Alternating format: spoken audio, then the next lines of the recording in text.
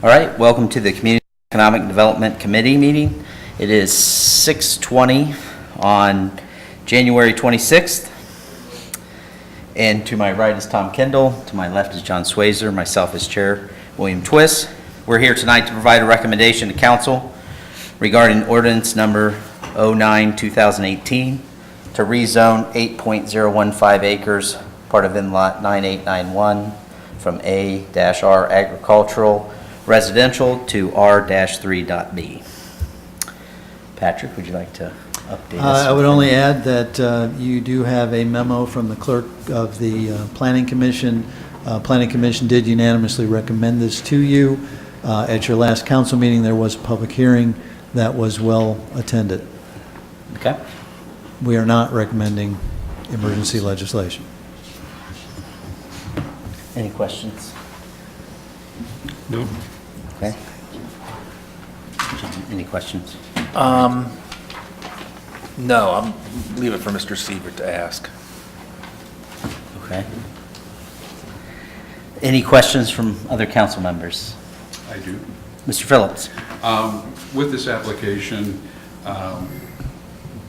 in the Planning Commission report, things are somewhat, our hands are tied in that there's nothing prohibitive, whether it's being in a floodplain or any other item that would prohibit us from zoning this in whatever zoning request came through, as long as it met the comprehensive plan and that sort of thing. Is that correct? Let me answer that two ways. First of all, as a rezoning request, it's merely a rezoning request. It's just the best use of the property. With regards to the floodway or any other subdivision requirement, those are all governed by our subdivision regulations. For example, our subdivision regulations don't allow buildings in the floodway. So anything that would be approved would have to be approved subject to those subdivision regulations. So no, I would say our hands are not tied at all. There will be a rigorous review. We require detailed construction drawings that are stamped by a registered engineer. And so, But did I answer your question? No, those, well, yes, but no. Those are after the fact, when they would fall into those plans, a PD or whatever the thing that was going to be built would come into play after a zoning was established. No one would draw plans not knowing what their zoning was or if something didn't fit a zoning. So as far as the use of the land, it falls under the generally accepted future area and plan for that area generally. And there's nothing that would be restrictive in keeping it in its current condition.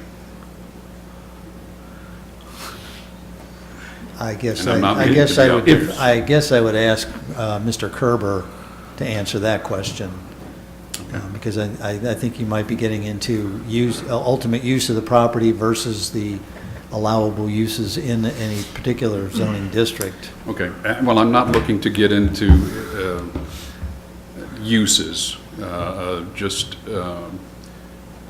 generally, if a request comes through of this nature, there doesn't seem to be any, there's not a way that we could say no on this, that there's not a hazardous condition or something that doesn't comply with the general plan or something along that area. That's kind of where I'm going with it. Yeah, sure. I mean, the only consideration that's unique is that much, whatever word you want to use, of this property is currently in the floodway, but that's it. Right, okay. I think that actually answers the question. Thanks, Grant. Thanks, Grant. Just I know you like speaking in public so much that, I do have a question. Okay, John? Yeah, back to the floodplain. For that property to be developed,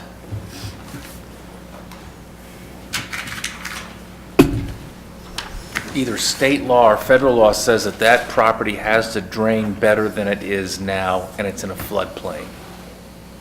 Is that correct? I guess I'll defer to, generally speaking, I don't want to misquote, though. Jill, do you have a better way of characterizing that? So there's two different things going on. So I think what you're referencing is probably stormwater. So Yes. pre-development versus post-development stormwater. Development of the floodplain, one of the big things is talking about floodway. And so they are not, while some of the property includes floodway, the floodway and the base flood elevation, I don't want to get into too many details, but they are not proposing to develop in the floodway. They're proposing to develop in the AE area. And AE just means that there's an elevation associated with it. So there's like downstream of that, there's like an elevation of 836 is like the base flood elevation. So in talking to the FEMA state representative, talking about developing this property, and there's other properties in the city that are developed that are originally in flood elevations, and then they are raised out of flood elevations, and they can do that. And in fact, the properties, and so there's a process. So they go through what's called a letter of map revision based upon fill, and we require them to do that. And so then they submit that to the city, we review it, and then we send it on to FEMA. And then once FEMA approves that, again, they're not looking at modifying the floodway. They're looking at modifying this zone AE, which they can modify based upon fill. However, when you talk about However. pre-development versus post-development stormwater. Pre-development versus post-development stormwater. So the engineer of the developer will submit pre-development versus post-development stormwater calculations that shows that the runoff that's coming from this property is being captured at a higher rate than what is running off today currently. There's a whole equation, packet of papers associated with that. Also, because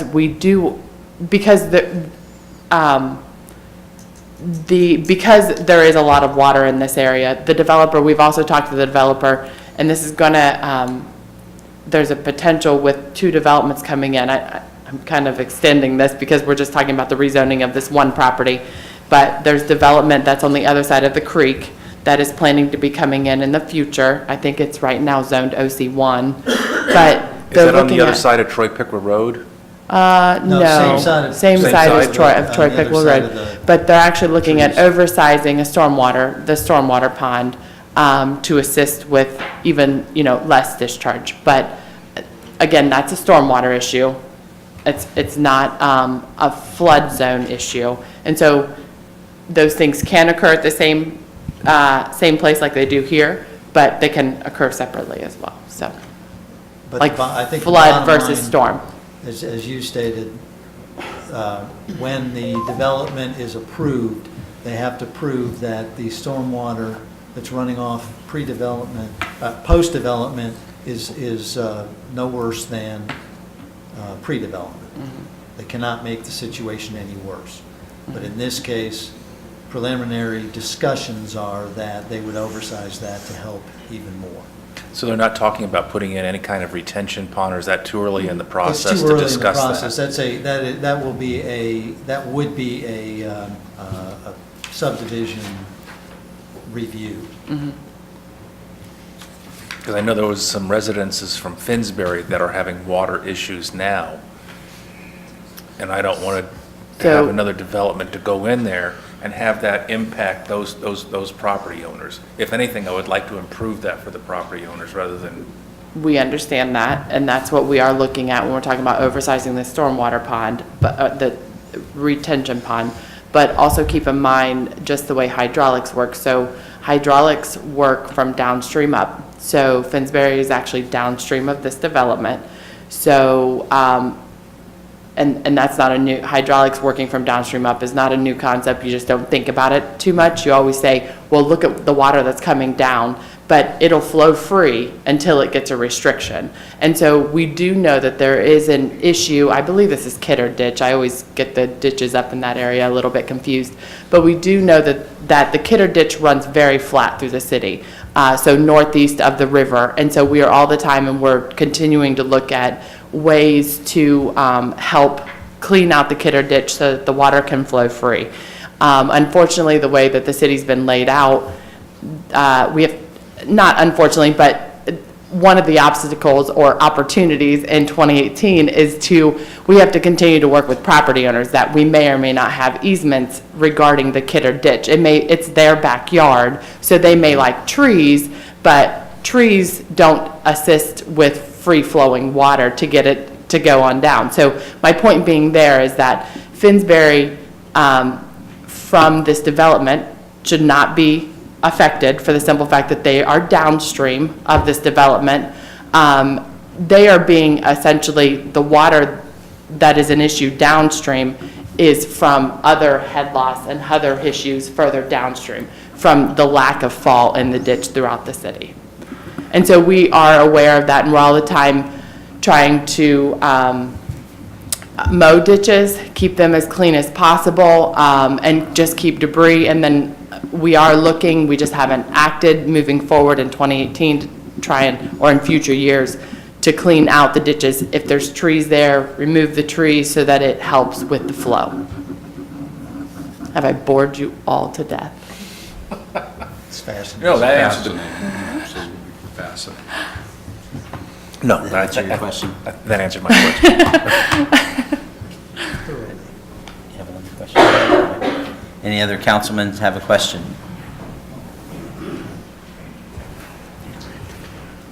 John Twilliger. Good evening. My name's John Twilliger, 1145 Cloverdale Drive in Troy. In regards to this, we've talked about Finsbury, where Nottingham Lane, a 1/2 block road, dead ends into this 8-acre field. We've talked about those people in water upstream and downstream. Well, I would probably fail my hydrology class because I live downstream.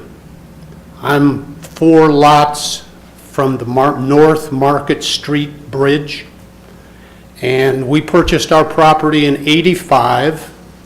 Someplace in the late '80s, maybe early '90s, there was permission given to a person who purchased a lot which was low level.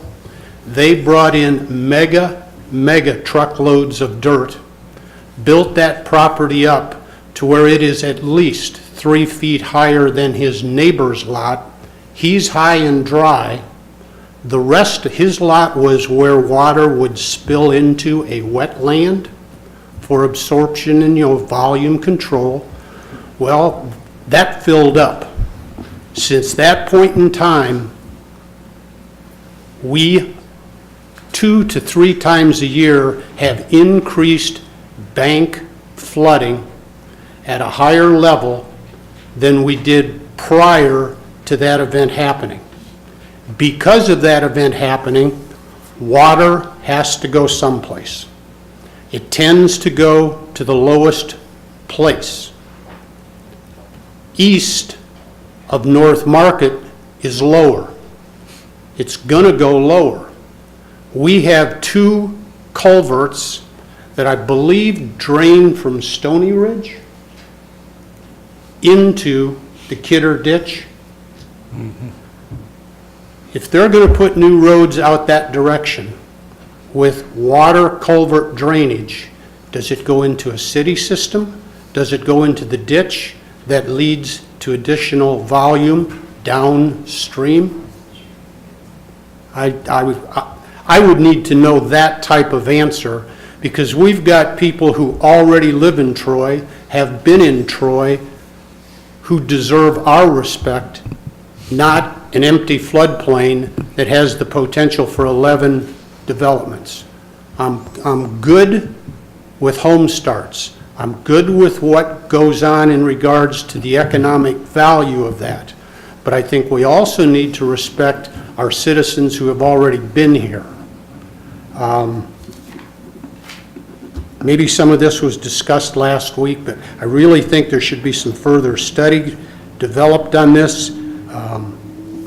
A legal option. If a study comes out and the people, the powers to be say everything's good and cool, it's not going to be a problem. 3 years later, we've got water going into people's yards on Stony Ridge, or on, I believe there's a sliver of floodplain on Stony Ridge past one of the culverts. Scenic Court, I think. Is that it? Yeah. If those homes start to be hit, have we done them the justice that assisting this property is worth? I can't quite believe that FEMA regulations say the way to solve a floodplain is to put more dirt on it. I'm certain there's other stuff that I would like to see or hear before I would be more comfortable with it. And I guess that's about it. I need more information because I want to protect my house. I want to protect our neighbors' houses. I know at some point Finsbury had water in basements, and Finsbury, you can help me on this, I'm kind of winging it on this, in the 70s, 80s, those streets flooded, and they did, this is when Mr. Counts lived, Chief Counts lived that direction, and there was something done to improve it, to make certain that type of concern is expressed to this event. Thank you. Do you want to Well, respond sure, to?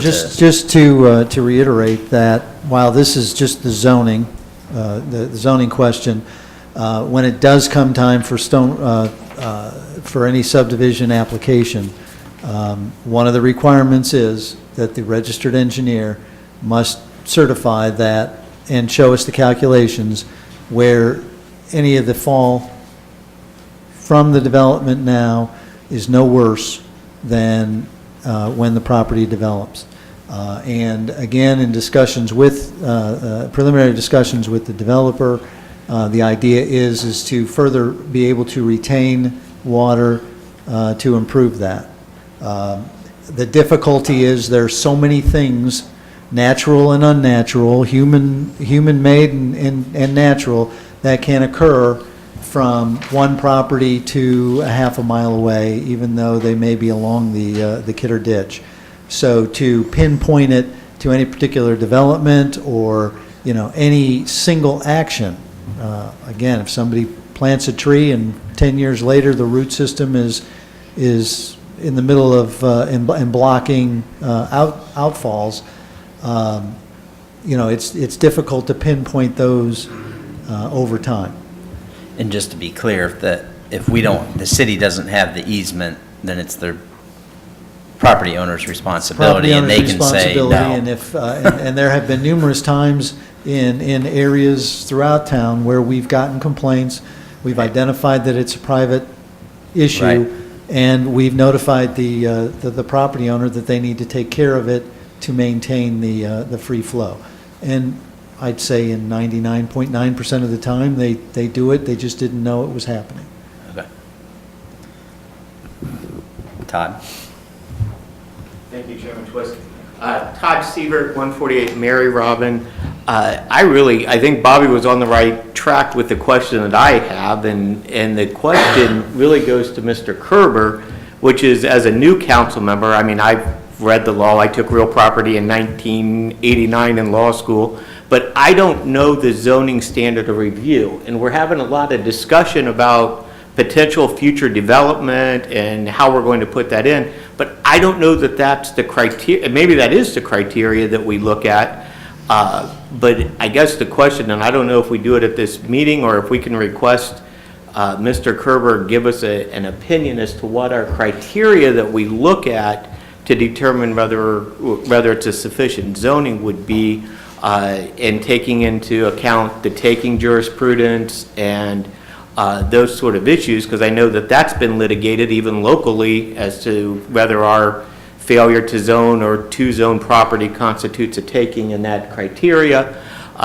And quite honestly, he's our law director, so I prefer to defer to him on doing that legal research. So I don't know if I can ask that to occur through this committee, or if Mr. Kerber wishes to address that today. But that my concern from sitting in that seat in the next few council meetings is, what is our standard of review, and what does that, how much do we rely upon what we speculate is going to potentially be developed, as opposed to what are we supposed to be looking at today? And that's what I need to know to make a decision. All right, I'll just briefly address Yeah. that. If you take a look at the staff memo to the Planning Commission, if it sets forth Troy Codified Ordinance 113907, and it's sort of, when staff does a review, and Tim can talk about this a little bit, they look at the certain criteria that you need to look at in evaluating the zoning. And I don't have, I should have brought that up here with me, like there's certain criteria listed. Yeah, and there's, it looks like A through E, the different criteria that you need, as a council, need to look at is whether the change in classification would be consistent with the intent and purpose of this zoning code, whether the proposed amendment is made necessary because of changed or changing conditions in the area affected, and if so, the nature of such changed or changing conditions, whether or not the uses that would be permitted on the property, if it were reclassified or rezoned, would be compatible with the uses permitted on the other property in the immediate vicinity, whether adequate utility, sewer, and water facilities and all other needed public services exist or can be provided to serve the uses that would be permitted on a property if it were reclassified. And the amount of vacant land that currently has the same zoning classification as is proposed for the subject property, particularly in the vicinity of the subject property, in any special circumstances. And then there's another one, whether the proposed amendment would correct an error in the application of this zoning code. And if you take a look at the memo, they should all be laid out for you so you can look at it in black and white, so you're not just relying on what I have to say here. Again, this is a zoning, there's multiple layers to doing a development. So from purely a zoning aspect, that's the criteria that you're supposed to look at. Of course, any future development would go through a lot of other standards as well. Okay. All right. What about it? So then how's the taking play into place? Well, there are, in answer to his question, he mentioned that there's a well-developed area of the law that talks about eminent domain and the appropriation of property. The easiest way to explain it is the government, which would include the city, cannot take somebody's property without just compensation. That's in the Constitution. The more typical things that you would think is if you go out there and if you kick somebody off the land, you're taking the property. Well, the court, the case law on this has evolved over the years, and it's even gone to the extent that there's certain regulations that can create a taking of property. For instance, if I'm just trying to think. Some of the other cases aren't real good examples, but if you said that, yeah, you can have a house, but you can't live in it, or something like that, and you bought the property thinking that you could live in it, well, that could be they call that a regulatory taking. And in certain contexts, courts have said that the denial of rezoning classifications could be a taking of property. This is, I can guarantee this is not the appropriate venue to go through whether or not this would be a takings or not, because there's a lot of different factors, and also, if such a claim would be brought, we certainly want to develop a record in that regard. So, there are some rights that you have to be sensitive to. And that's just one area. Certainly, the denial of a rezone by itself is not a takings. A lot has to do with the history of it and the nature of the regulation. And if there's other uses that are available that would satisfy a reasonable investment-based approach to the ownership of the land. Was that a little more helpful? I said a lot of that. Thanks, Grant. Bill? Yeah, I have a few questions. Can you, Patrick, can you give us a rough percentage of how much of this 8 acres is in the city's floodplain district? Is it No, the staff might be able to. 75%? Is it 90%? A FEMA flood map, would you like to see it? Well, I mean, I've seen the I mean, flood I might help map. I've seen the flood map. Is the flood zone from FEMA the same as the city's floodplain district? Should be. And Yes. so roughly 80% of that, of the 8 acres is in 90. an excessive. My question is that if the zoning, if we have a zoning overlay district for a floodplain, it is written in our zoning code that this district exists.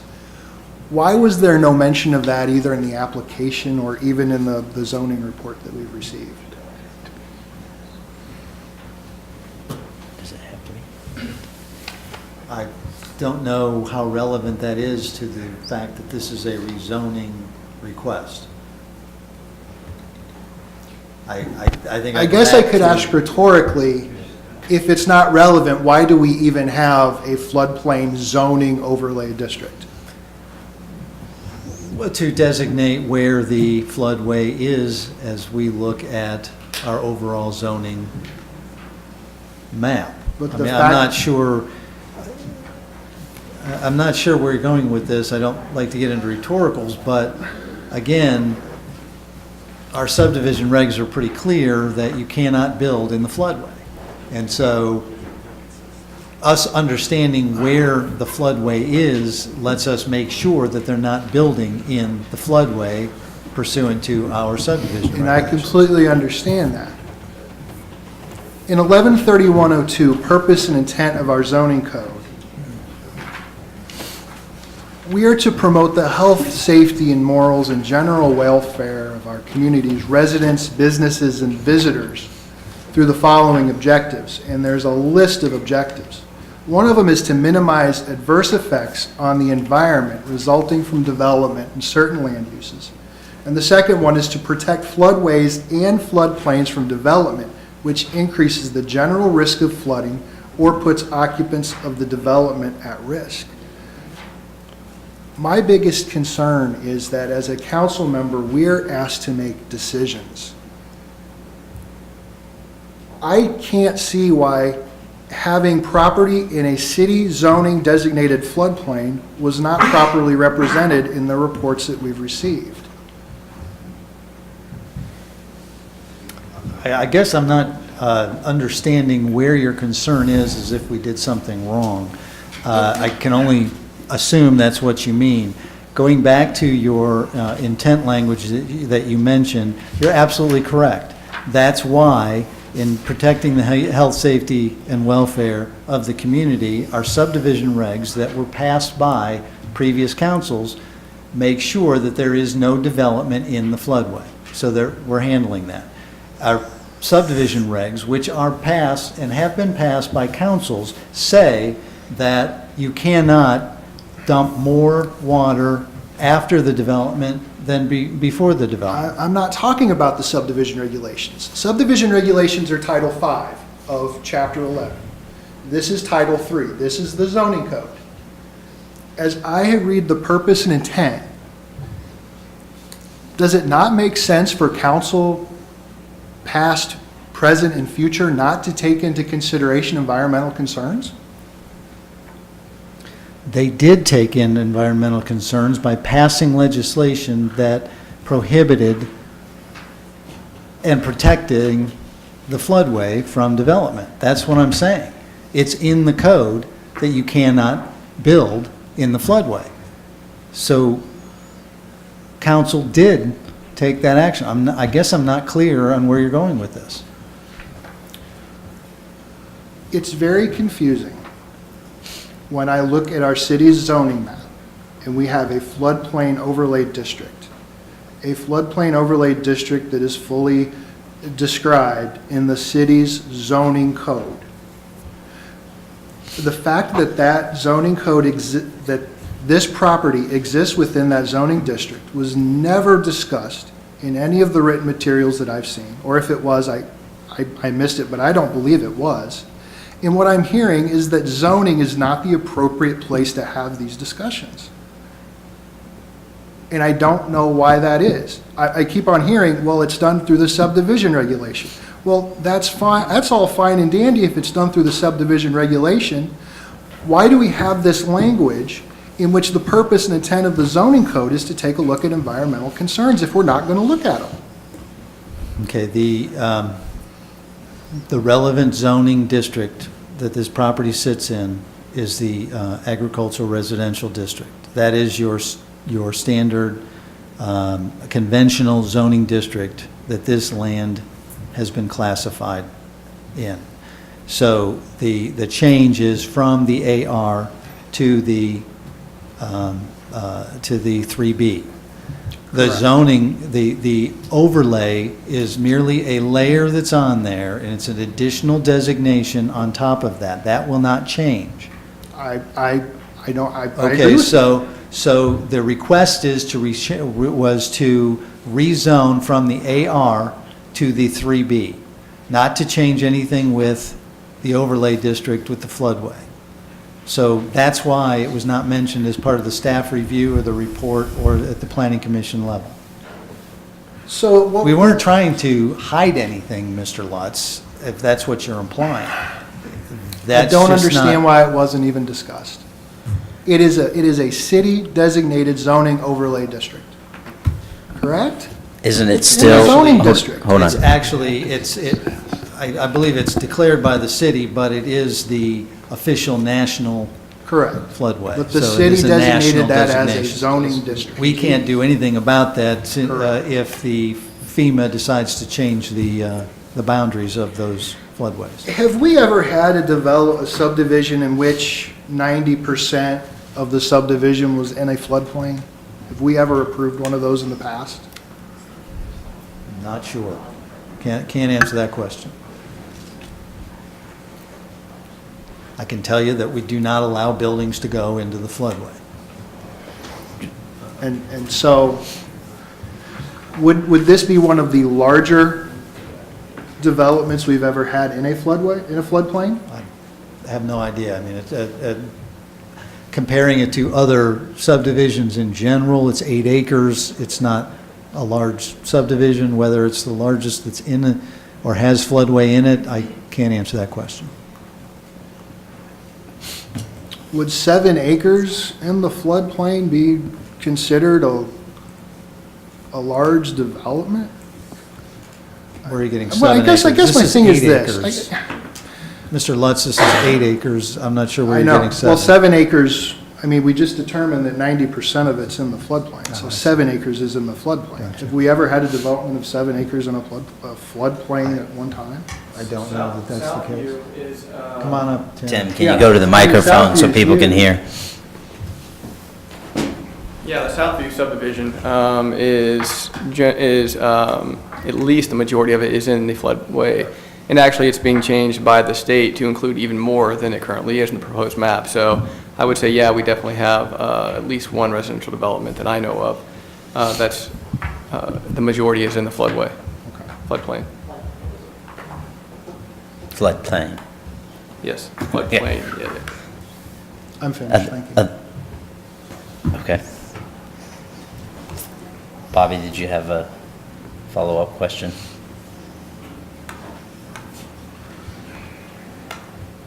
No, thank you. Okay.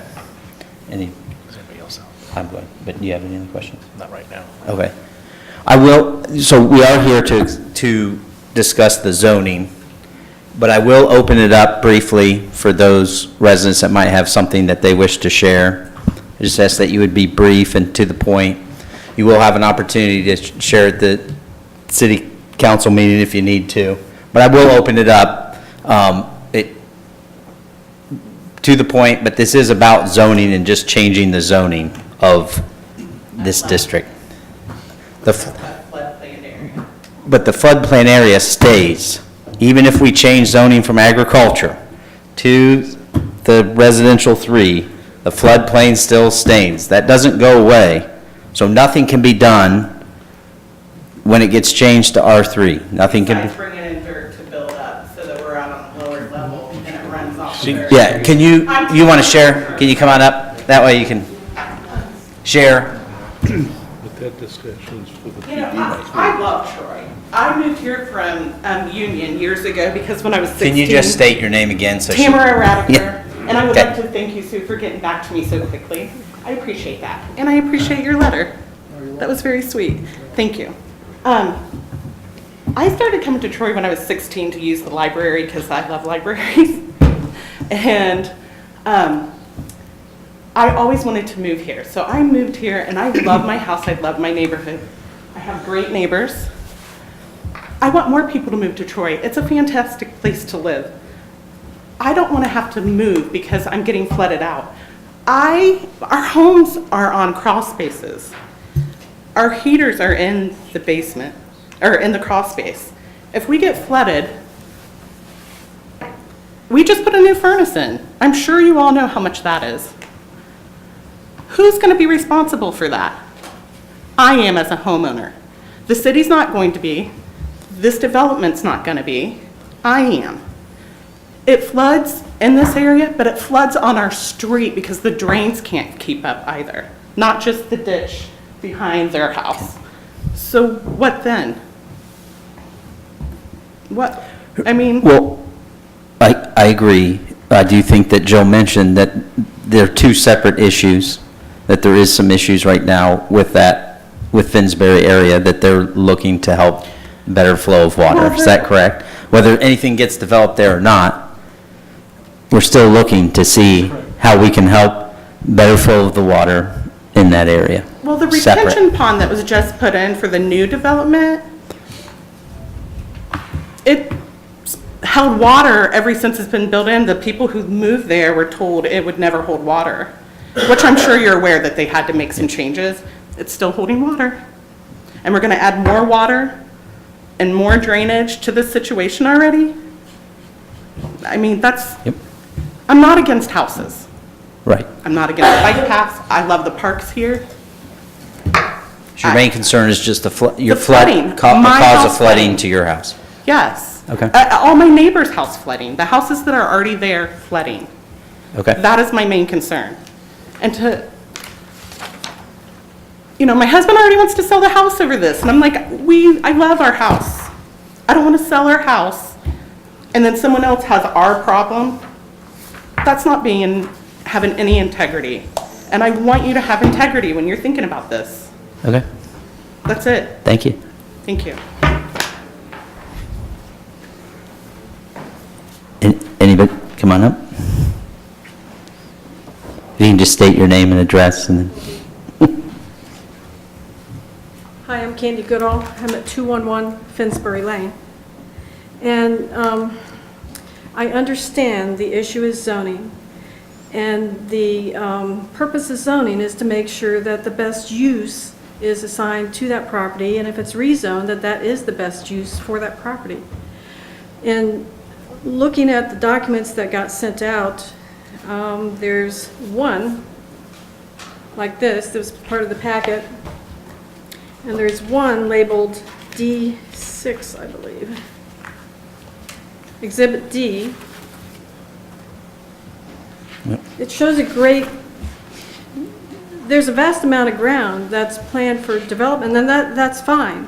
And looking at this entire area, including the ground that I guess has yet to be rezoned, plus this piece of ground, the best use of this 8 acres, and just looking at these maps, is that that probably should be left as a floodplain and not built up to make more buildable ground. I understand from a developer standpoint, they want to have lots and sell homes, and I totally understand that. But from a rezoning standpoint, and looking at the entire area out there, what is the best use for that ground? Do some of these developments have to have green spaces anymore? I just don't know. I don't know these requirements. But in looking at this as the best use of that ground, the best use of that 8 acres possibly would be leaving it in floodplain and leaving it in green space to support the other future development that's going to go on out there. So from a zoning standpoint, that seems to address the zoning issue. So the other thing was,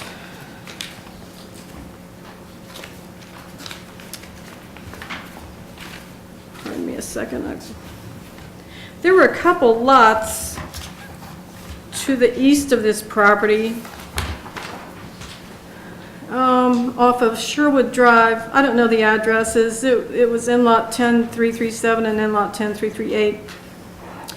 And there are notes on the drawing that says these are 2 floodplain lots, and they're just small slivers on the back of these properties where these houses are.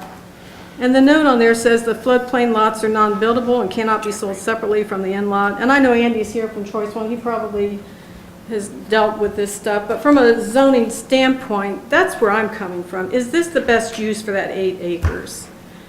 Regardless of all the flooding we all talk about. So thank you for your Okay, time. thanks. Yep, come on.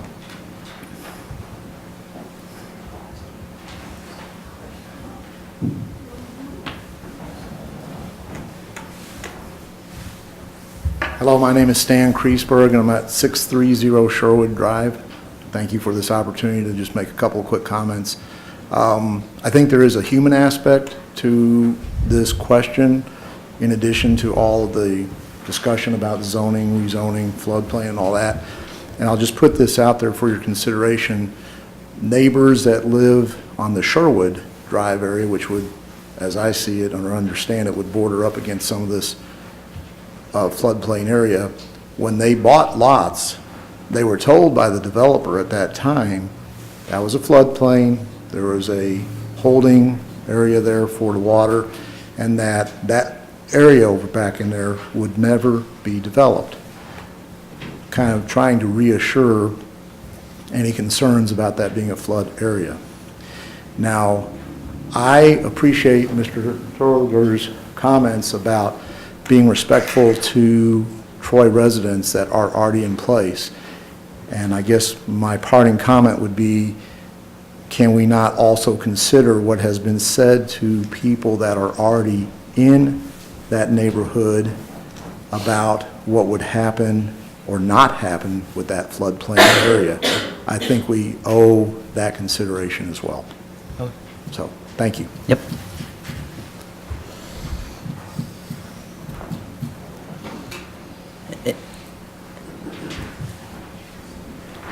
Good evening. I'm Jessica Meinsinger. I'm president of Nottingham Development, located at 7 South Plum Street here in Troy. My company is purchasing the 8 acres from Halifax Development Company, which is owned by Frank Harlow. And we are the applicants of the rezoning request that is before you tonight. While the matter before you is the rezoning of the property and not any development plans, I can assure you, City Council, the neighbors, the City of Troy in general, that if this property is developed in the future, post-rezoning, that our development plans would include one single cul-de-sac on that property, which would offer approximately 11 lots, very similar to the Notting Hill cul-de-sac that we developed across from Duke Park. The cul-de-sac would utilize the existing city substreet, which is Nottingham Road, which has a 60-foot right-of-way, which is pretty large. So future development was always anticipated in this area. When the Sherwood neighborhood was developed, that's why that stub street, Nottingham Road, was included. Regarding the drainage and floodplain concerns in this area, again, while we are only at the rezoning stage, not the development planning stage, any development plans that we would submit in the future would include building pads that are engineered and built well above the 100-year floodplain. No building would occur in the floodway, period. The development plans and final grading are submitted to FEMA through a letter of map revision. Once accepted by FEMA, the land is considered out of the floodplain. No construction occurs until FEMA accepts the letter of map revision. This is in accordance with FEMA regulations, and it's also in accordance with City of Troy subdivision regulations. In addition, due to the flooding concerns and the sensitive nature of drainage in this area, any future development plans that we submitted would include oversized piping of the storm beyond what is required by the City of Troy subdivision regulations. In addition, our stormwater retention would have oversized capacity above and beyond the City of Troy's stormwater requirements. So our stormwater design and our stormwater drainage system would be engineered above and beyond what would be required by the City of Troy regulations. As a component of purchasing this 8 acres from Halifax and Frank Harlow, we have a stormwater easement to build a retention pond, and that retention pond would have additional capacity to contain more stormwater drainage than were required.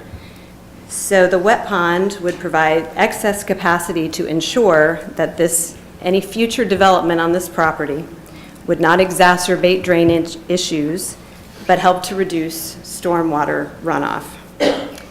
My development company is located here in Troy. I've been developing for 20 years. I've been developing specifically in this area for the past 8 years, finishing out the Nottingham development, which is contiguous to this parcel. Our team is very knowledgeable regarding stormwater drainage and engineering of subdivisions. And we're also uniquely qualified to work in this area as we have experience in this immediate area. So the issue before you tonight is the rezoning of the property, of the 8 acres, from agricultural residential to R3B. If approved by City Council, we would then, in the future, submit detailed development drawings, detailed stormwater plan, and stormwater calculations. Those would go through a whole rigorous review and approval by city staff, planning commission, council committee, the public. So whereas, what we're talking about tonight is the rezoning, that doesn't guarantee development. There is a whole intensive plans that would have to be submitted. Andy Schuman, one of our engineers from Choice One, is here tonight if you have any specific engineering questions for him. And I know that goes beyond the rezoning, but I understand that that's a concern. We would certainly do nothing to make that situation worse and would in fact make it better. And I would like to point out, one other perspective on this is that I spoke with Jill Rhodes, City Engineer Jill Rhodes, and asked her to look at the development plans for the Sherwood neighborhood, including Finsbury and this immediate area. And this area was built up when it was developed. So dirt was brought in and graded and compacted, and these houses that exist in that neighborhood currently were built up out of the floodplain. So this isn't something that is atypical. This is something that just requires expertise and due diligence in the future. Anybody, I'm happy to answer any questions, or I know Andy's here and would be happy to answer any questions you have. I have just a couple of questions. Sure. Somebody asked a question before, I think Mr. Twilliger asked a question before about where the water would go from this area that we're talking about now, this 8 acres. Right. Does that go to the Kidder Ditch, or does that go into the stormwater system that goes to, I guess, eventually the river? So it's retained in a pond and then released into the stormwater system we're only required to release it at the same rate that it's running off the property now, but because of the oversizing of the storm that we would do and the additional capacity in the retention pond, it would actually reduce at a slower and controlled rate. But that would go into the system and not just be piped over to the Kidder Ditch and... Right. On the FEMA map, you said you're not going to build in the floodplain, In the floodway. in the So there's the floodway. floodway, which is And that's this the line right here? the creek. Mhm. And then nothing would be built in the floodplain because it would be built up and certified by FEMA via a letter of map revision out of the floodplain. It would be taken out of floodplain. Okay. I have nothing else. Thank you. Any other councilmen have questions for? Not of Ms. Meinzinger, but I do have Oh. a Jill, I think. All right, thank you. If I might. Actually, you said that you guys have built before. Okay. Or you want me to, I'm sorry. I just, Well, And I'm happy, however you want to do that, I'm happy to speak to you after also. Oh, sure. yeah, can you just afterwards ask her those questions and then, absolutely. okay. You had a question for Joe? Anybody else in the audience want to say? Oh, does anybody else want to speak?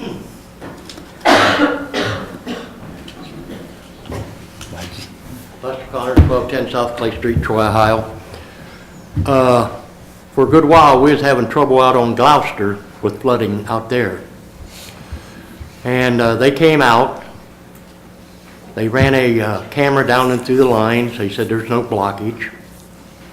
We don't know why it's flooding.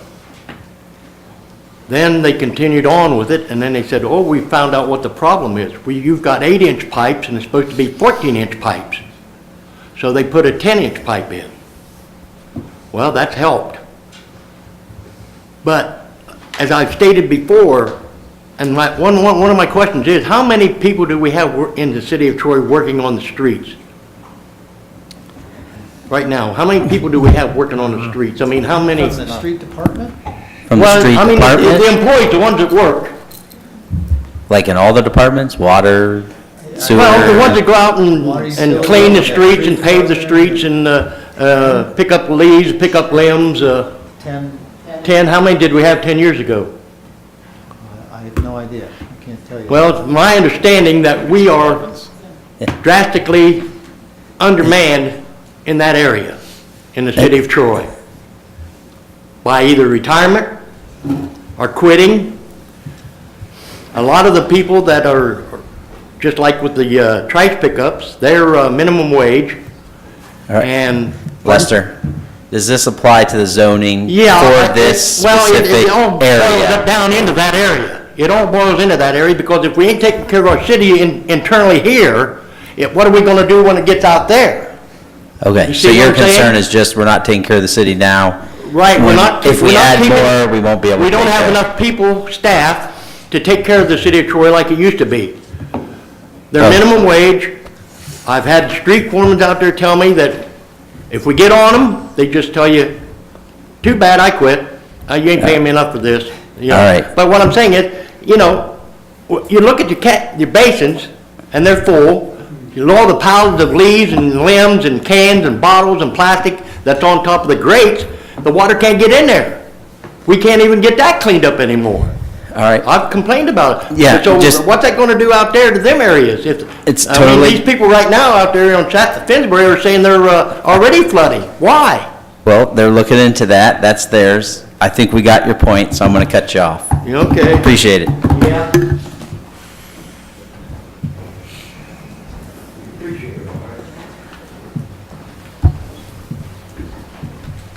Good evening.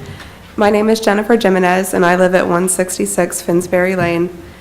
And while I can appreciate the science and engineering behind this rezoning request, and I understand that measures can be put in place to make the flood zone compatible with building, I again have to echo the concerns of everyone with the flooding.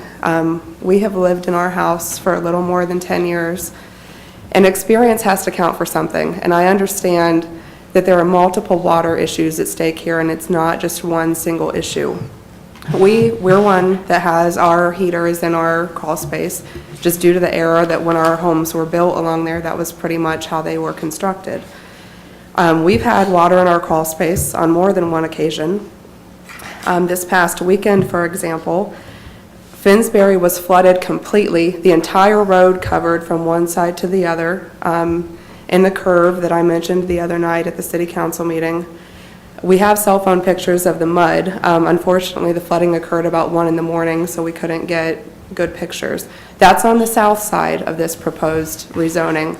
On the north side of this proposed rezoning, along Loxley Lane and Arrow, which are the new part from the new road that comes in off Troy-Urbana, those roads were also flooded completely from left to right, and we do have daytime cell phone pictures of that flooding. The other question I had is, prior to approving this rezoning, wouldn't you want to see detailed plans before you made a motion to approve the rezoning? I guess what I'm not understanding is why detailed plans or purposes for this development aren't submitted in advance of the rezoning decision. Would you like to answer that, or? Well, I guess the pat answer is that that's the state law process, that rezoning is the first step. Secondly, a property owner probably isn't going to go to the large expense of designing and spending all that time surveying and paying an engineer, architect, whoever, to draw out, do the calculations, and then submit the level of detail that we require if they don't know that the zoning is going to be allowed for them to actually do it. It's a huge risk. And so the zoning process happens first, and then, I guess beyond that, you don't rezone a property for one particular use, because if you look in the zoning code, our different zoning districts have multiple uses in them. Correct. So they may have every intention of rezoning for one particular use, but then they might decide later that they want to do another use that's allowed in that particular zoning district. So there's a lot of variables at play. That was my understanding, that the R3B designation doesn't necessarily mean single-family dwellings, that there is a list of potential things that could potentially be if the rezoning is approved.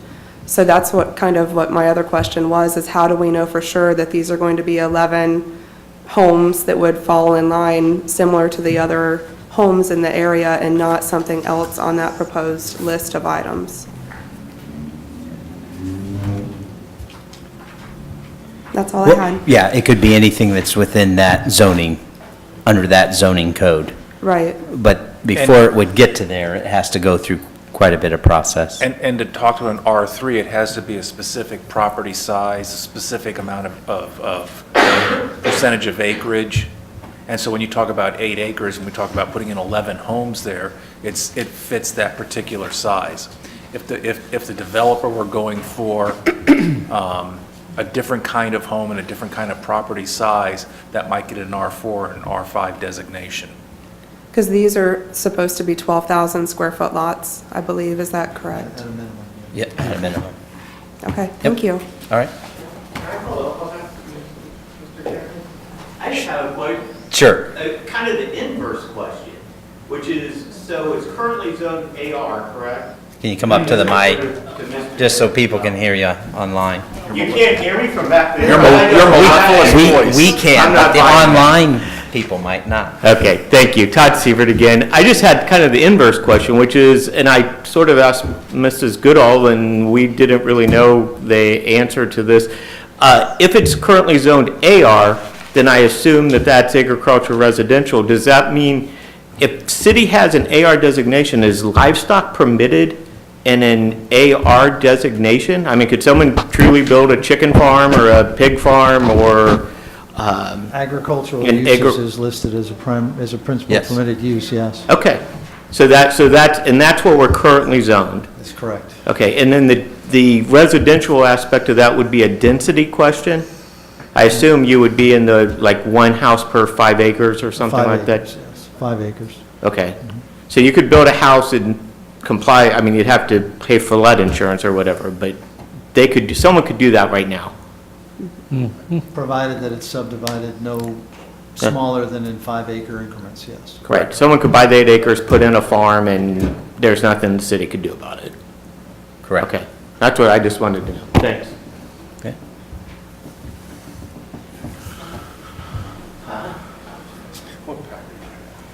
She had raised her hand earlier, so I saw it. Hi, my name Hello. is Shelley Fisher, and I live at 153 Finsbury Lane. I just wanted to bring up a point that she said that Finsbury was actually built up before it was built on. But as you can see, that's a problem. So I just don't see how building up this area is going to be any better, not only for them, but for the people currently living on Finsbury. So, I mean, with all due respect, but that's all I have. All right, all right. Okay, we're going to move forward. So I appreciate everyone giving their comments tonight. Mr. Swayzer. I say let it go to council. Okay? Pass it on. Okay. Go to council. We'd like to move it to council just so we can discuss. Already before you, it's had 2 readings, yes. Be a 3rd reading. Recommending it. So Correct. recommending approval. I don't know if that's necessarily an endorsement at this point, but I would like to see it go to council. So if we take it to council, it's automatically at a 3rd reading? Yes. But we can request that if we happen to need to. You could, Okay. sure. You can always go to additional readings if you want. Okay. I would like to move forward, but I also would like it to be documented just with the issues they're having with the flooding currently, which I think is a separate issue. I know Jill mentioned that they were looking into that, just that it could be looked into and maybe some resolution, or if we can look into that further. And I did want to clarify a couple of things if I can. Yeah. Staff, myself included, did watch with all the rain that we've had over the weekend, starting on Friday. The area, Loxley was underwater. However, that area was the area that is under construction in sections 9 and 10, and they actually have, what do we call them? Yeah, they dam up the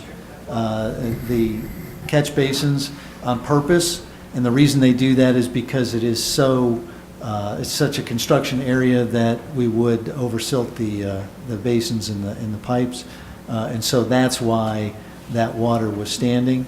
And the other thing to clarify, and I may have misspoke earlier, is that when it comes to the application for a subdivision, the Planning Commission makes the approval of the preliminary plat. Then when the final plat is certified by the staff, it goes to the Planning Commission. That's actually recommended to the council. So the council has the ultimate approval of the final plat for this development before it's approved. And just to clarify, if FEMA would say, no, that's not acceptable, nothing could be built on there. I just wanted to clarify that, Jill, right? There's a process that's going to go through. She's nodding yes. Okay, Jill's nodding yes for those online, if they haven't left us yet.